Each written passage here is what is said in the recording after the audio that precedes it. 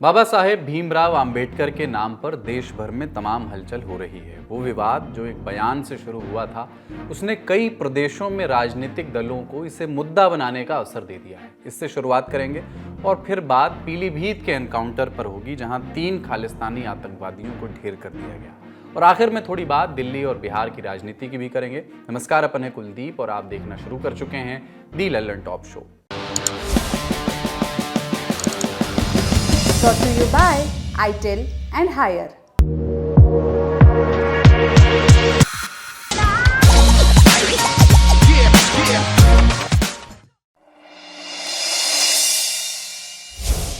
गृहमंत्री अमित शाह ने संसद में बीते दिनों डॉक्टर BR अम्बेडकर का जिक्र करते हुए एक बात कही। इस पर विवाद हुआ और अब अलग अलग पॉलिटिकल पार्टीज अम्बेडकर के नाम के इर्द गिर्द अपने मुद्दों को या कि इवेंट्स को फ्रेम कर रही हैं। इस कड़ी में पहला उदाहरण पश्चिम बंगाल का है। यहाँ मुख्यमंत्री ममता बनर्जी ने ऐलान किया था कि अमित शाह के बयान के विरोध में उनकी पार्टी 23 दिसंबर को राज्य भर में विरोध प्रदर्शन करेगी।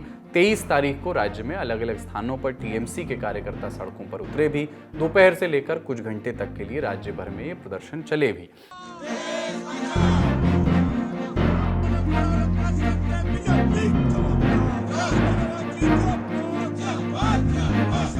इससे पहले ममता बनर्जी ने ट्वीट किया था कि हमारे संविधान के पितामह बाबा साहब डॉक्टर भीमराव अंबेडकर के खिलाफ भाजपा ने विषाक्त टिप्पणियां की। ये टिप्पणियां नफरत और असहिष्णुता की संस्कृति को दर्शाती हैं। पश्चिम बंगाल के बाद दूसरा इस कड़ी में उदाहरण है दिल्ली का। यहाँ मुख्यमंत्री अरविंद केजरीवाल ने डॉक्टर अंबेडकर सम्मान स्कॉलरशिप योजना का ऐलान किया है। इसके तहत हर साल कुछ दलित बच्चों को विदेश भेजकर पढ़ाई करवाई जाएगी और उसका खर्चा दिल्ली सरकार उठाएगी। केजरीवाल ने स्कॉलरशिप लॉन्च करते हुए भाजपा पर निशाना भी साधा। आज मैं चाहता हूं कोई भी दलित समाज का बच्चा पैसे की कमी की वजह से उच्च शिक्षा प्राप्त करने में वंचित ना रह जाए। इसलिए आज मैं डॉक्टर अंबेडकर स्कॉलरशिप का ऐलान करता हूं। दूसरी तरफ दिल्ली भाजपा के अध्यक्ष वीरेंद्र सचदेवा का कहना है कि केजरीवाल पुरानी योजनाओं को ही नाम बदल करके रीलॉन्च कर रहे हैं। 10 साल मुख्यमंत्री रहे अरविंद केजरीवाल। मैं आपसे सवाल पूछता हूं, क्या दिखाएंगे दिल्ली में? वो एक छोटी सी बारिश और वो सीवर ओवरफ्लो जिसमें 60 से ज़्यादा लोग मर गए, वो बच्चे शहीद हो गए जिन्होंने IAS IPS बनना था, वो दिखाएंगे? या जिस भ्रष्टाचारी शीश महल में आप रहकर आए हैं, जिसको आपने जनता की गाड़ी कमाई को लूट के बनाया है, वो दिखाएंगे कि कैसे 8 लाख के पर्दे होते हैं? या वो 12 लाख का टॉयलेट दिखाएंगे दिल्ली की झांकी में? सचदेवा ने यह दावा इसलिए किया क्योंकि आम आदमी पार्टी सरकार 2019 में ऐसी ही एक योजना लॉन्च कर चुकी है, जिसके तहत दलित समुदाय से आने वाले 100 बच्चों को हर साल विदेश भेजकर पढ़ाई करवाए जाने की बात कही गई थी। इस स्कॉलरशिप से पहले भी केजरीवाल का डॉक्टर अंबेडकर के साथ क्रिएट किया हुआ एक AI वीडियो भी चर्चा में रहा था, जिसमें वो डॉक्टर अंबेडकर से आशीर्वाद मांगते हुए नजर आ रहे थे।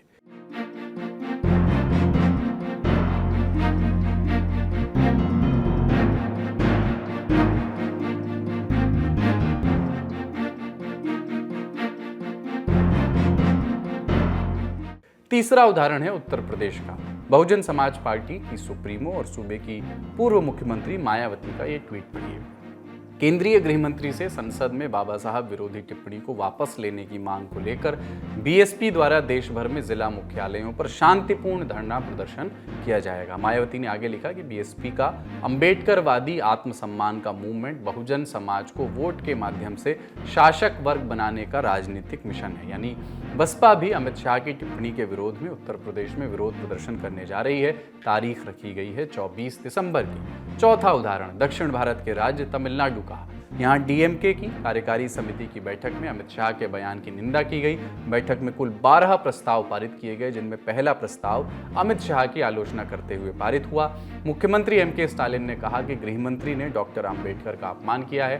कहा कि ये शर्मनाक है कि देश के गृहमंत्री ने लोकतंत्र के मंदिर में इस प्रकार की अपमानजनक बात की। संसद के अंदर और बाहर BJP द्वारा इस मुद्दे से ध्यान भटकाने का नाटक भी अत्यंत हास्यास्पद है।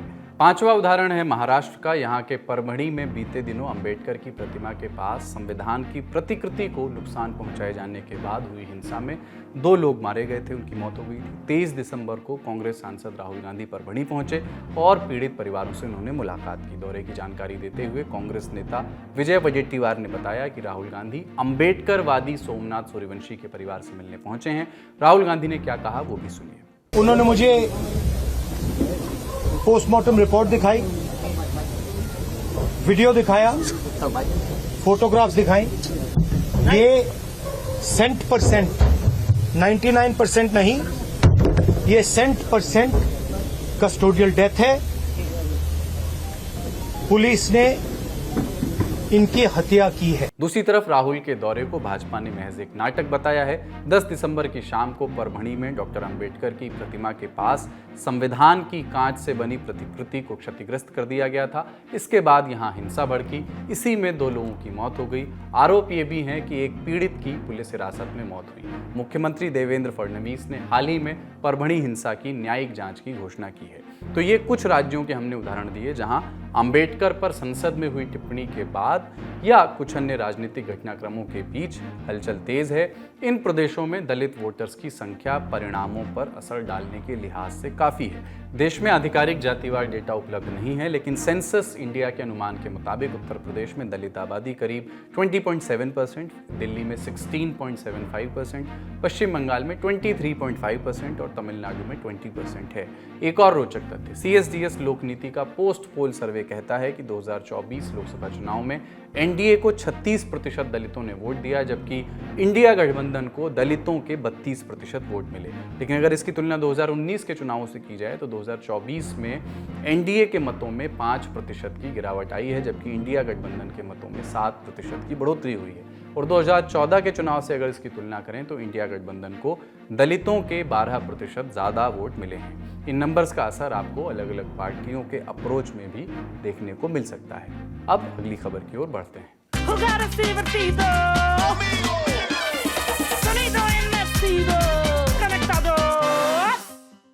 उत्तर प्रदेश के पीलीभीत में पंजाब पुलिस और यूपी पुलिस ने 23 दिसंबर को एक जॉइंट ऑपरेशन चला करके 3 आतंकियों को मारा। ये आतंकी खालिस्तान कमांडो फोर्स यानी KCF से जुड़े बताए जा रहे हैं। एनकाउंटर में मारे गए आतंकियों के पास से कई हथियार बरामद हुए, जिनमें 2 AK-47 राइफल, 2 ग्लॉक पिस्टल और काफ़ी सारे कारतूस शामिल हैं। ग्लॉक पिस्टल ऑस्ट्रेलिया में मैन्युफैक्चर होती है, भारत में ये आम नागरिकों के रखने के लिए बैन है। ग्लॉक में 6 से लेकर के 36 राउंड तक की मैगजीन आती है। अब ऐसी पिस्टल आतंकियों के पास मिलना जाहिर है कि सतर्क करने वाली बात है। पुलिस के मुताबिक मारे गए आतंकियों के नाम गुरविंदर सिंह, वीरेंद्र सिंह और जसनप्रीत सिंह हैं। इनकी तब से तलाश थी जब से इन्होंने पंजाब के गुरदासपुर में पुलिस चौकी पर ग्रेनेड और बम फेंके थे। इंडिया टुडे की खबर के मुताबिक 19 दिसंबर को पंजाब के गुरदासपुर के सरहदी कस्बा कलानौर थाने की चौकी बख्शीवाल पर ग्रेनेड अटैक हुआ था। हमले के बाद आतंकियों ने सोशल मीडिया पर पोस्ट किया था। इसी पोस्ट में खालिस्तान जिंदाबाद फोर्स ने हमले की जिम्मेदारी ली थी। लिखा था कि जसविंदर सिंह बागी उर्फ मन्नू अगवान इसका मास्टरमाइंड है। अब पीलीभीत में जो आतंकी मारे गए हैं उनका संबंध गुरदासपुर ग्रेनेड अटैक से बताया जा रहा है। पीलीभीत एनकाउंटर के बारे में वहां के SP अविनाश पांडे ने विस्तार से जानकारी दी। बताया कि पुलिस को सूचना मिली कि एक बाइक पर 3 संदिग्ध नजर आए हैं, उनके पास कुछ संदिग्ध वस्तुएं भी हैं। ये तीनों बाइक चला करके जनपद पीलीभीत की ओर गए हैं। इसके बाद पंजाब पुलिस और पूरनपुर पुलिस ने उनका पीछा किया। पूरनपुर और पीलीभीत के बीच निर्माणाधीन पुल पर इन लोगों को पुलिस ने घेरा तो ये लोग एक नहर पटरी की तरफ मुड़ गए। इसके बाद जब इनका पीछा किया गया तो इन्हें रुकने के लिए कहा गया और इन्होंने पुलिस पर फायरिंग करनी शुरू कर दी। जवाबी कार्रवाई में तीनों आतंकवादियों को गोली लगी और हॉस्पिटल में उनकी मौत हो गई। यूपी के DGP प्रशांत कुमार ने भी इस ऑपरेशन की पुष्टि की है। अन्य स्टेट के साथ जो इंफॉर्मेशन शेयरिंग का जो हमारा सिस्टम है वो उसने रियल टाइम इंफॉर्मेशन को रिसीव किया और उसको तत्काल हमारे फील्ड में उसको भेजा और सभी चीज़ें हमारे मुख्यालय से वरिष्ठ अधिकारियों ने मॉनिटर किया तथा एक बहुत ही अच्छी कार्रवाई करते हुए हम लोगों ने सफलता हासिल की, जिसमें गुरविंदर सिंह, वीरेंद्र सिंह तथा जसनप्रीत सिंह ये ऐसे 3 लोग हैं जिन्होंने 18 दिसंबर को पंजाब के गुरदासपुर में थाना कालानौर की चौकी पे ग्रेनेड से हमला किया था और उसके बाद से ये फरार चल रहे थे। और आज जब सूचना मिली तो उनके साथ कार्रवाई की गई है। दूसरी तरफ पंजाब के डीजीपी गौरव यादव ने बताया कि मारे गए तीनों आतंकियों का सरगना रणजीत सिंह नीटा पाकिस्तान में है और उसका संपर्क आईएसआई से भी है। The preliminary investigations have led that this module was controlled by Ranjit Singh Nita, the chief of KZF, who is Pakistan based, and he was operating mainly through Jaswinder Singh Manu, who is based in Greece. अब पहला सवाल ये कि आतंकवादी कैसे और किस root से होते हुए पंजाब से उत्तर प्रदेश तक पहुंचे, वो भी पीलीभीत जैसे अंदर तक पड़ने वाले जिले तक पहुंचे। इसका एक संभव जवाब तो ये है कि पीलीभीत से नेपाल बॉर्डर सिर्फ 400 किलोमीटर की दूरी पर है। मुमकिन है कि आतंकवादी पीलीभीत होते हुए नेपाल भागने की फिराक में रहे हों। क्या खालिस्तानी एलिमेंट्स का उत्तर प्रदेश में दाखिल होना पहली दफा है या इसका कोई इतिहास भी रहा है? इस सवाल पर और भी ज्यादा जानकारी के लिए रुख करते हैं एक्सपर्ट्स का। ये एक ऐसा इलाका है जो सुदूर उत्तर पूर्व में माना जाता है और उत्तर प्रदेश का वो इलाका, आप ये सोचिए कहाँ पंजाब और कहाँ बरेली और बरेली के आसपास का इलाका उत्तर प्रदेश में। तो तराई का जो इलाका है, यहाँ पर बड़ी संख्या में सिख पहले आकर सेटल भी हो चुके हैं और यहाँ रहे भी हैं। और एक बार पंजाब से पाकिस्तान से जो आतंकवादी आए थे, इससे पहले भी अगर मैं आपको बताऊं, ये 90 के दशक में या यूं कहे 80 के आखिर में, तो काफ़ी आतंकवादी उत्तर प्रदेश में छिपा भी करते थे, क्योंकि इतना बड़ा वो प्रदेश होता था और उस समय तो उत्तर प्रदेश और उत्तराखंड एक ही होता था, तो छिपने की जगह उन्हें काफ़ी मिल भी जाती थी। और उत्तर प्रदेश के पूर्व डीजीपी प्रकाश सिंह ने मुझे बताया था कि किस तरह से तराई एक तरह से इनको अपना सुरक्षित ठिकाना लगता था। तो जैसे ही पंजाब में या हरियाणा के आसपास के इलाकों में प्रेशर बनता था, तो ये लोग भागकर पीलीभीत आ जाते थे, तराई के और क्षेत्रों में छिप जाते थे। और प्रयास इनका ये रहता था कि जैसे ही मौका लगे तो और पूर्व में जाकर नेपाल निकल लें और वहां सुरक्षित हो जाए। तो एक इनका स्टेजिंग कैंप भी रहा है, एक सुरक्षित ठिकाना भी रहा है और एक बाहर निकलने का रास्ता भी रहा है। चलिए, इस बात को तो हमने समझ लिया। अब दूसरे सवाल पर बात करेंगे, लेकिन पहले जरा खालिस्तान कमांडो फोर्स, जिसका लगातार जिक्र हो रहा है, उसके बारे में भी जान लेते हैं। ये एक सिख खालिस्तानी संगठन है जो भारत के पंजाब में एक्टिव होने की कोशिश करता रहा है। इसके तार कनाडा, ब्रिटेन और पाकिस्तान से भी जुड़े हैं। मकसद है हिंसा और सशस्त्र संघर्ष के जरिए अलग खालिस्तान की मांग को आगे बढ़ाना। KCF भारत में कई हत्याओं के लिए भी जिम्मेदार है, जिनमें पंजाब के मुख्यमंत्री बेअंत सिंह की हत्या भी शामिल है। भारत सरकार ने इसे आतंकवादी संगठनों की लिस्ट में डाला हुआ है।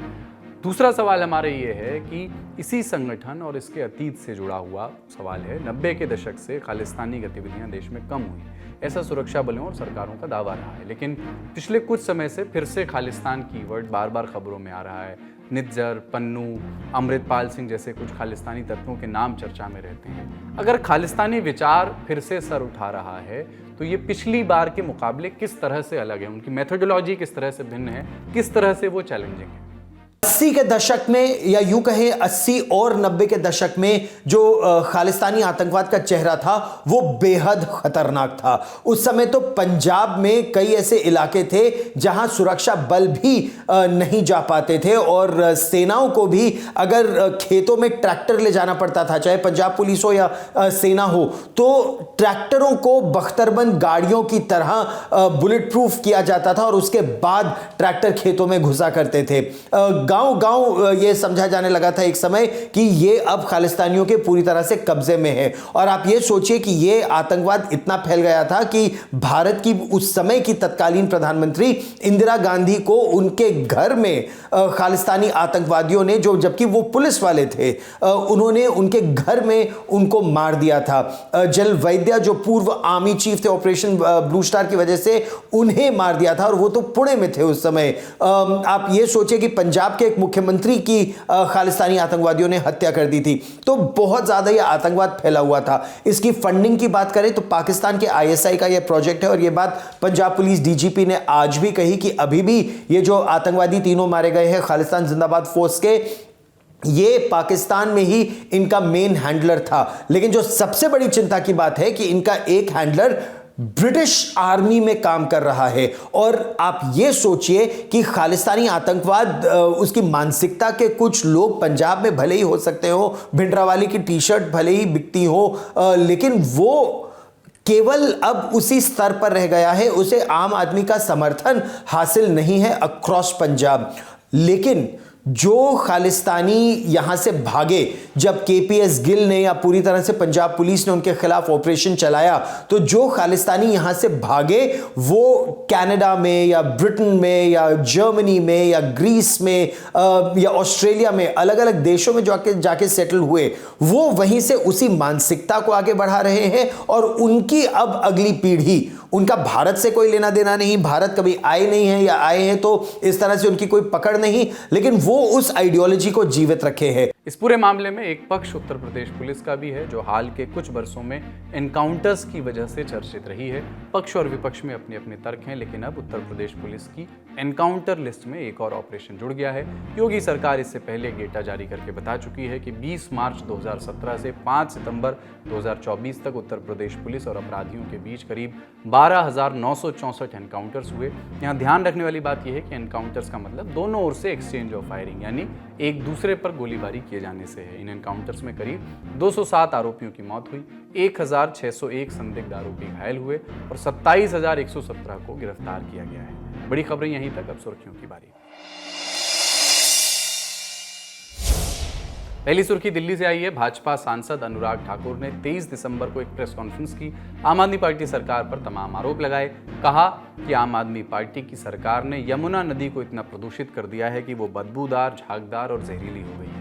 केजरीवाल ने 2022 में कहा था कि अगले चुनाव से पहले वो दिल्ली के लोगों के साथ यमुना नदी में डुबकी लगाएंगे। अनुराग ठाकुर ने यह भी कहा कि अरविंद केजरीवाल सहित दिल्ली सरकार के मंत्री, विधायक जेल जा चुके हैं। जो केजरीवाल सोनिया गांधी और शीला दीक्षित को जेल डालने की बात करते थे, वो खुद गंभीर आरोप लगने के बाद भी पद छोड़ने को तैयार नहीं थे। देखिए, दिल्ली की जनता के गुनाहगार हैं श्री अरविंद केजरीवाल। और अगर मैं बच्चों की बात करूं तो बच्चों के जीवन को कम करना, 22 लाख बच्चों के लंग्स को इन्फेक्शन होना, ये दिल्ली के प्रदूषण के कारण है, दिल्ली के गंदे पानी के कारण है, दिल्ली की सरकार अरविंद केजरीवाल सरकार के कारण है। इस पर अरविंद केजरीवाल का पलटवार भी आया है। उन्होंने कहा कि जो भाजपा उनके कामों पर सवाल उठाती है, उसके पास दिल्ली चुनाव के लिए ना तो कोई एजेंडा है और ना ही मुख्यमंत्री का चेहरा। मैं तो कह ही रहा हूँ, उनके पास, बीजेपी के पास ये चुनाव लड़ने के लिए कोई एजेंडा नहीं है, कोई प्लानिंग नहीं है। वो दिल्ली के लोगों को ये बताएं कि 5 साल में दिल्ली के लिए उन्होंने, बीजेपी वालों ने क्या काम किया। अरविंद केजरीवाल ने यह भी कहा कि दिल्ली की कानून व्यवस्था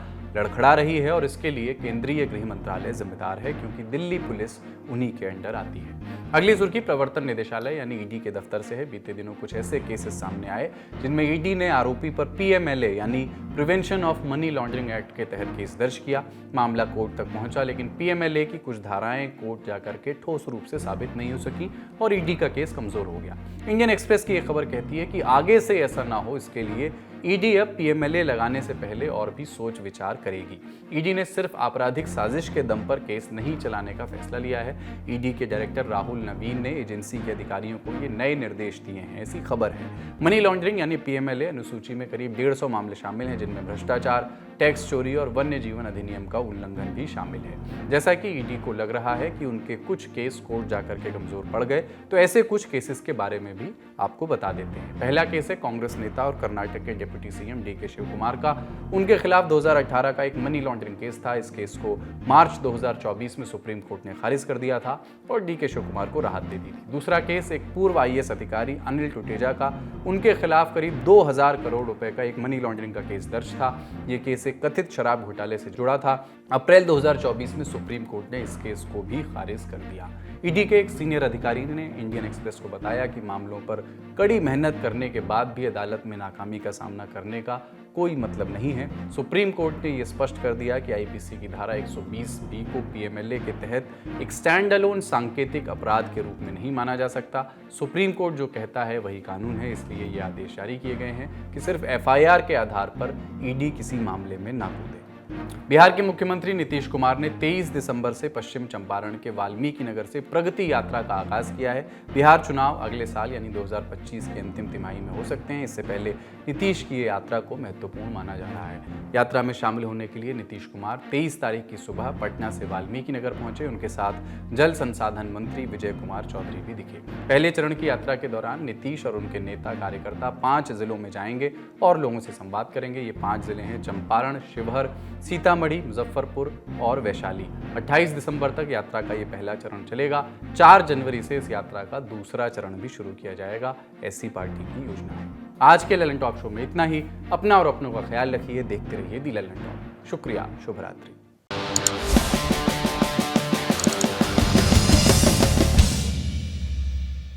पहले जो होता था ना वो ये क्या होता था? और हाँ, ये होता था ऐसे बैठे हुए हैं, तो आइए आइए का होइल गाँव सही नहीं हो बहुत का छछा तो छर्री हो गया। छर्री मतलब टॉयलेट हो गया। छर्री बोलते थे तो दस्त हो गया। दस्त को छर्री बोलते। छर्री बहुत एकदम फोनेटिक्स के हिसाब से नाम रखा छर्री हो गया। पानी चढ़ रहा है। ध्वन्यात्मकता का ख्याल रखते हुए।